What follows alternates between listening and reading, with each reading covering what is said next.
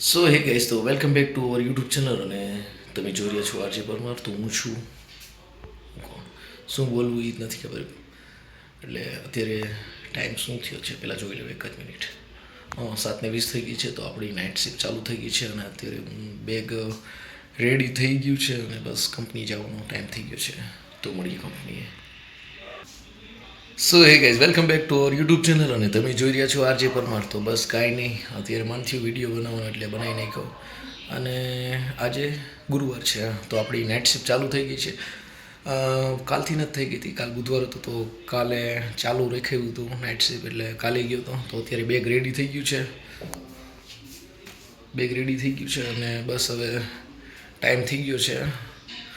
7:20 થઈ ગઈ છે. તો બસ હવે નીકળવાનું છે, કારણ કે બસ 7:30 આવી જાય એટલે 10 મિનિટ પહેલું જવું પડે. તો મળીએ ગાઈસ કંપનીએ. ઓકે. સો એ ગાઈસ, તો ખાસ કરીને એ વાત કરવી છે કે એક જ પ્રોબ્લેમ છે, જે અમારે અહીં કોરાટ ચોક છે ને, ત્યાં ટ્રાફિક બહુ થાય છે.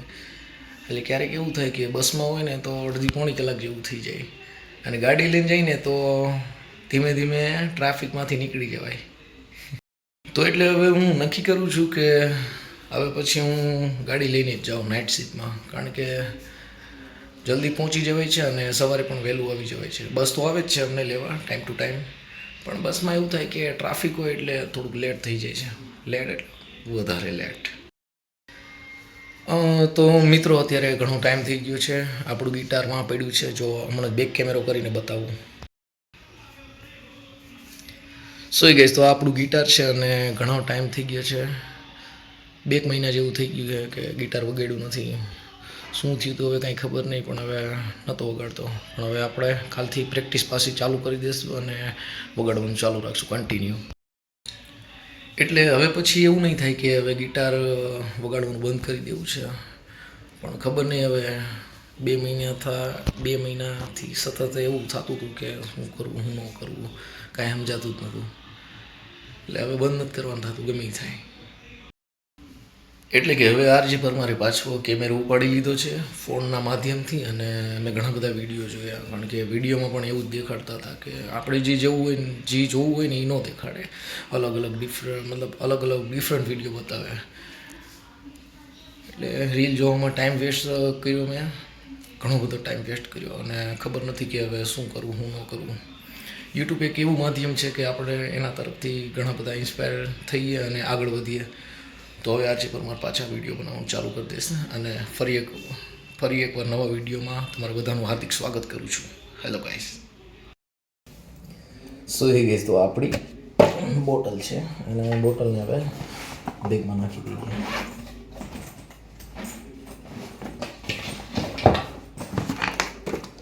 અને ગઈશ, આ હેલ્મેટ છે. હેલ્મેટ લેવો બહુ જરૂરી છે, કારણ કે આનાથી ઘણી બધી સેફટી થાય છે. અને પેલી વસ્તુ તો કે આમાં ધૂળ નથી ઉડતી, એટલે હેલ્મેટ લેવો ફરજિયાત છે. ઓકે, તો હેલ્મેટ લઈ લઈએ.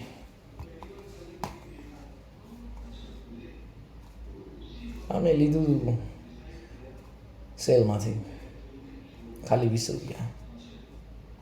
એટલે સરસ છે, મજા આવે છે, એટલે લઈ લીધું. સારું લાગ્યું, નાખી દઈએ પંપમાં. ગાઈઝ, મોબાઈલ આમથી આમ પડી ગયો, વાંધો નહીં, કટ કરીને મૂકી દેશું. સો હે ગાઈઝ, તો આવી રહી આપણી ગાડી સાઈન 125 સીસીનું. આ નાખી ચાવી અને હવે જઈએ કંપનીએ.